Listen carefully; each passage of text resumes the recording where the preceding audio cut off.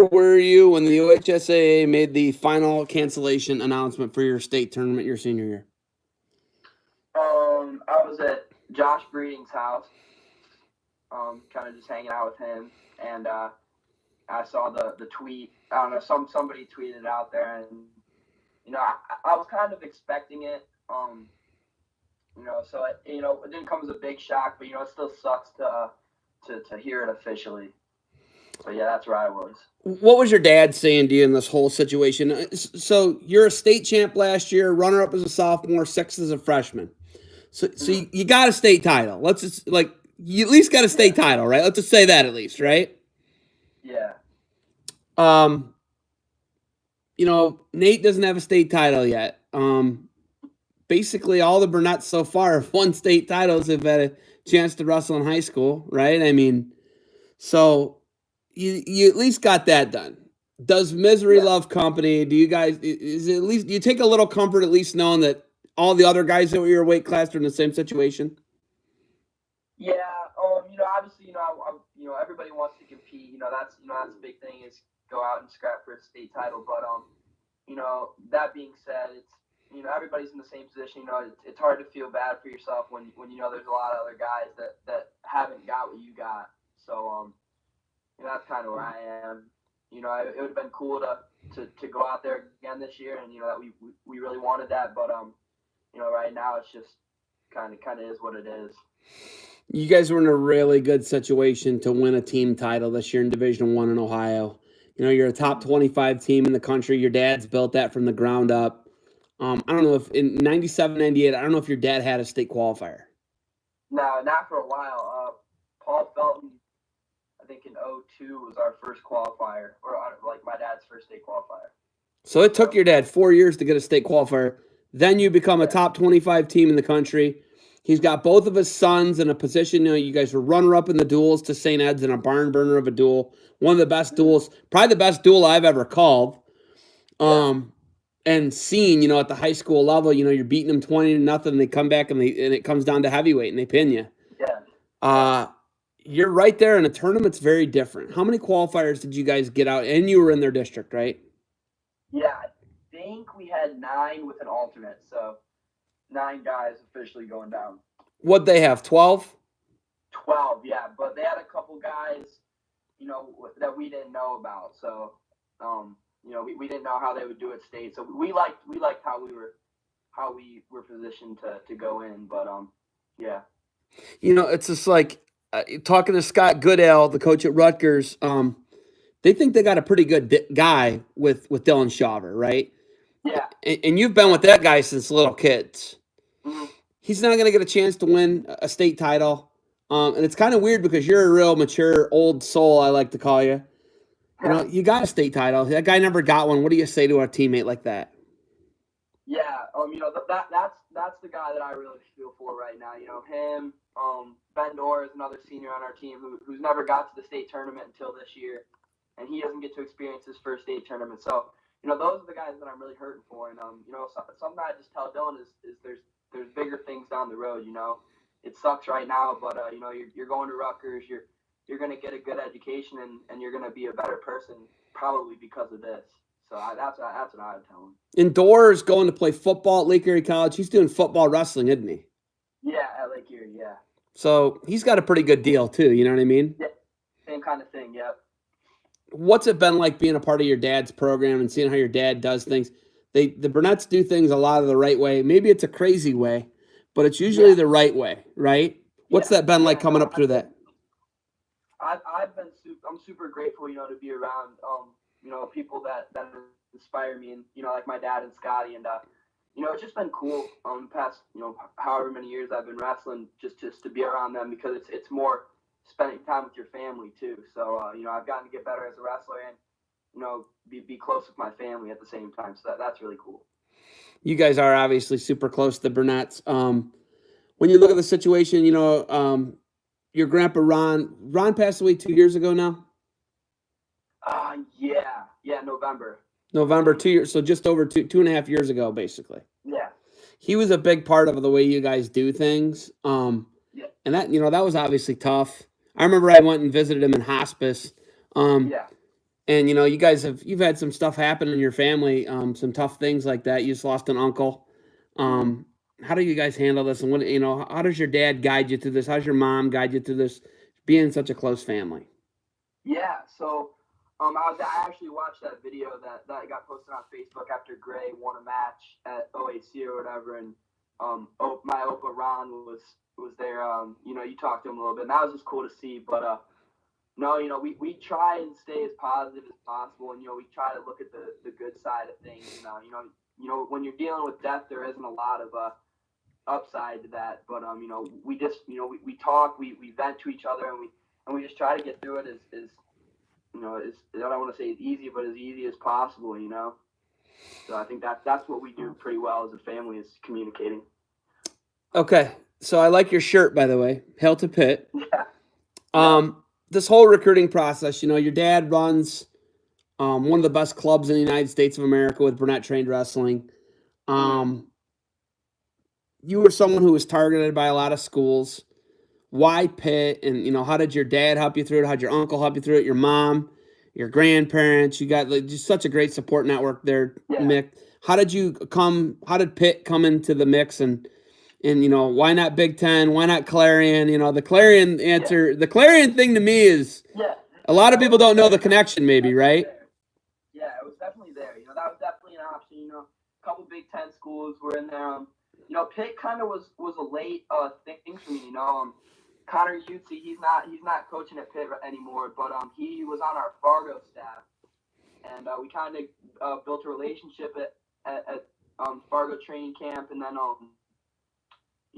just kind of stayed in contact after Fargo. I know Dad coached me throughout my Fargo run this year, and then I took a visit a couple days after Fargo after I got back and loved it, and then actually while I was on vacation, I decided that that's where I wanted to be, and it's a great place to be. They got one of the best coaching staffs in the country, I think, and then the guys on the team are just super welcoming and super friendly, and it just feels like home. So that's kind of why I chose it. When you look at what they're doing with Coach Gavin, and I don't know, did you pay attention to any of the ACC coverage I did this year? Not much. I know they had a pretty good dual meet year, and I know they were they're near the top of the ACC, I think. Listen, they had an ACC tournament. Let's just put that out there. Yeah. They had Wenzel knocked off. He beat Kennedy Monday. Then he beat David McFadden. Dude, that guy won a monster weight class. Yeah. Crazy. And then, Nino Bonacorsi, he qualified. And then you look at Matthews, a guy you're going to be, I don't know if you guys are ever going to be competing against each other for a weight class, but that's a guy that you're going to be training with a lot, right? Yeah, sure. I mean, they had just a really good tournament. I think they had 3 champs. And then Mickey Phillippe's coming back. And these guys are going to be teammates of yours. For sure. When you see that, they got such a solid program, and they're not such on an upswing, and they bring a recruit in like you, amongst other PA recruits that they brought in. How confident does that make you for the direction of the program at Pittsburgh? Oh, it makes me. I'm super excited. I couldn't be more excited to get out there this summer and start training. Hopefully, this virus thing kind of passes by, because I'm supposed to get out there, I think, end of June for some summer classes and stuff. So, I'm hoping I still get to do that. But I'm just excited. I can't wait. I can't wait to start scrapping with some of the older guys and just get in there and start banging. What did you do now? You're an 18-year-old kid. You're 18, aren't you? 17. You're only 17? Yeah. Are you going to be 18 by the time you go to Pitt? Yeah, in April 29th. Okay. So April 29th here, next month, a month from today, basically. Yeah. The 29th of March. What's a kid do right now? What are you doing? I talked to Cole Hivner yesterday. Patty Gallagher, I think those guys, they run. Patty Gallagher said he's been running. You've actually run cross country. Those two guys are big, gigantic, muscled up dudes. Yeah. You're a 138-pounder, and your dad likes to run. You've been doing a lot of running. What are you doing? Yeah, I've been running. We got a little air dye in our basement, so I get on that when I can.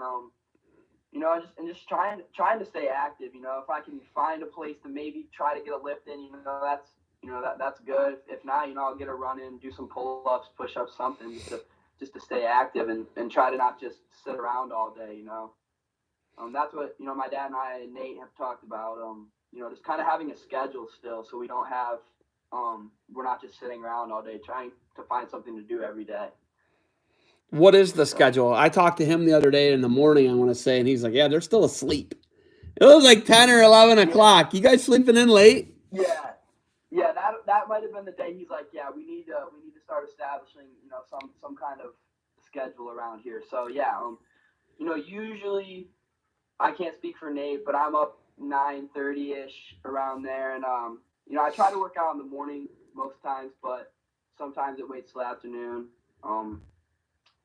You know, there's a lot of like football fields and tracks still open right now, so if I can get to one of those, you know, that's nice. But yeah, and then kind of just, you know, make some food, chill for a little bit, and then, you know, just keep trying to stay active.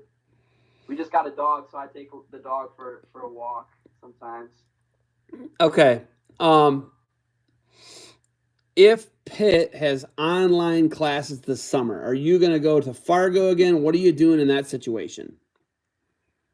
Yeah, so we haven't even really talked, like, came together and talked about that.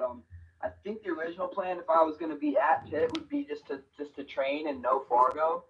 But if they're going online and they keep Fargo, then I guess that's probably a pretty good plan. I think, you know, if I'm not at Pitt, I probably should go. So I think that'll be cool. What has helped your in the whole recruiting process? What do you think? Obviously, you went out and you got it done. You know, you placed in the Ironman twice, was it? 3 times. I Three. played freshman year.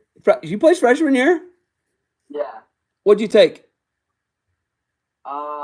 I hit the semis, and then I triple dip, lost the Julian tag, and then just a couple other studs took sixth. So you took sixth, fifth. Yeah.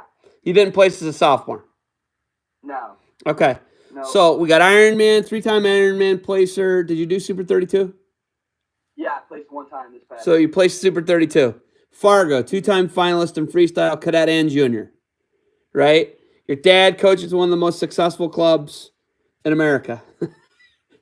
You know, Yeah. Your dad's club coach for the Steber brothers, my nephew Ian, Nathan Tomasello, Cam Tassari, Salzer, a lot of these like really good guys, right?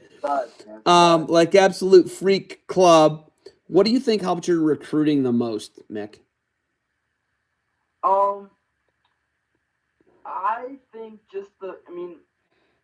you know, obviously, you know, I did a lot, you know, placing at these big tournaments and stuff, but you know, you got to give a lot of credit to my dad and Scotty. You know, they have connections, you know, they know these guys that are trying to recruit me, so they give me a lot of insight as to guys that I should look into, and you know, and not really like not look into, but you know, they point me in the right direction, and you know, obviously my dad was all for Pitt when they were recruiting me, and you know, I talked about it with Scotty too, and he's like, yeah, dude, those guys are, you know, they're some of the best. So you know, I think just the insight that they've given me, and you know, kind of guided me in the right direction, I think. Academics. Your dad was a non-qualifier. We call him a non-qualifier now. My brother Chad was a non-qualifier. I believe Scotty was a non-qualifier. You really did not take a page out of the Miller or Burnett notebook for grades. You had really good grades. You probably were borderline if you'd have taken your ACT again. Probably could have done an Ivy League school if you would have wanted to. Why were grades? Why was that such a big thing in your life? You know, like, I know your dad talks about it constantly, but why were grades? Why was academics such a stress thing for you, Mickey? Oh yeah, I mean, you know, my parents, my mom especially, you know, beat it down on us from when we were little that we were gonna have good grades. My dad's always been, you know, don't be like me, you know, academically wise, because you know I had to sit out a year. So yeah, academics have always been kind of big for me. Just, you know, trying to get all my work turned in, and not miss a lot of work, and you know, just keeping them as high as possible. And then yeah, the ACT thing was was pretty cool. You know, I went in, didn't know what to expect, and came out with the 24. So, you know, after the first time. So that's like, I don't know. You know, it's cool. You know, and academically, I'm pretty proud of myself just because, you know, it's 4 years of high school, carrying a pretty high GPA isn't easy. So I think that's big for me. Do you think you're more Fairchild than Burnett when it comes to academics? Oh, definitely, 100% for sure. 100%. Didn't your uncle just passed away? Didn't he get like a 30 something on the ACT? Yeah, he was a chemical engineer, so he was a smart guy for sure. Yeah, he got like a 30 plus on his ACT. That guy was like super smart. Yeah, he's and then genius, man. your mom was pretty smart too. Yeah. That's crazy. And then we were talking about it. Your grandpa Dick's a really good tennis player. Yeah, he's really good at tennis. My grandma plays tennis too. She's not as competitive as my grandpa is, but they play tennis together too. So that's pretty cool. They are just like mutants. Oh yeah. Like, no doubt. How about your dad? Your dad told me he jumped rope the other day for like 30. He's like, I was gonna do 25 minutes. I can't jump rope like that. It gets boring to me. You know, I got to be moving more. You know, he said he did like 2,000 jumps or something like that. And he's keeping track. And I'm like, how do you do that, man? He's 50. Yeah. He's 50. Hey, I remember we were out at the old barn at Piecraft's barn. Yeah. And I remember he got these dumbbells and he went out and did a run one day and he came back and he was like bleeding everywhere. And I'm like, what are you doing? And he was like, oh, I was running and the dumbbells and I didn't realize how heavy they were going to be. And he was carrying, and they blistered his hands. I said, why don't you just throw them in the ditch and go back with your truck and pick them up? Well, I never thought of that. How Burnett of him, right? How Burnett of him. He just proceeded to bleed everywhere. Yeah, he just bled everywhere and then... I was like, what are you doing? Oh, what a meathead. Okay. Where do we go from here, man? Where is our society going from here? You're a 17-year-old kid. I know you obviously probably don't have the answer, but what's the new normal, man? Man, it's crazy. You know, it's hard to adjust to being inside all the time. You know, from a guy that likes to, you know, be outside and, you know, at least hanging with stuff. It's hard. It's you know, I have a select group of kids that I still get to hang out with, you know, from time to time during this, but you know, as to being in school, you know, I'd rather be in school right now than doing. Me too. So it's like, me too. It's great. Me too. I want to go back to school, and I love hanging out with my kids all day and hiking and doing all that stuff. I'm gonna go run after this, and I like enjoy that stuff. But like at the same time, it gets to the point like I can only hike with my kids, you know, because I think we're gonna actually do a hike together. And like we had to postpone it because they went to the lockdown, the essential travel, and we were actually going to get together. You and your brother were going to come over. We were going to go hit some parks up, but like it's just wild right now. Yeah, no, it's insane, and it's, you know, I think it's totally, you know, it's essential and it's needed, you know, to flatten the curve and that kind of thing. But it just sucks, you know. It's just a tough situation for you know, everybody. I don't think the people in New York City, obviously it's a large populated area the population density is very high. There's a lot of people per square mile. But I don't know if they took it as serious as I think a lot of people, like Ohioans, we've taken it really serious, I feel like. Oh yeah, no, yeah. There's not a lot of people out by where I live for sure. It's crazy. It's wild. Will you go to Ohio qualifiers and stuff like that just to go be active? Because they're condensing your state. There's no qualifiers. It's just a state this year. Will you go to that?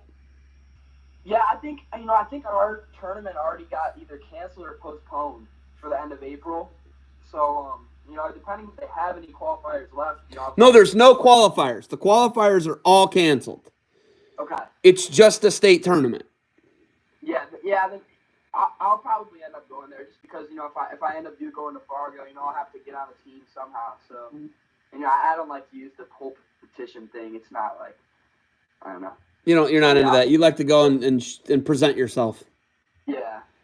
Awesome, man. You got anything else for me? I like just talking to you. I like just chopping it up. Sure. What have you been up to? Just doing a lot of hiking and stuff? Yeah, hiking. Right now we're building Thomas a race car bed.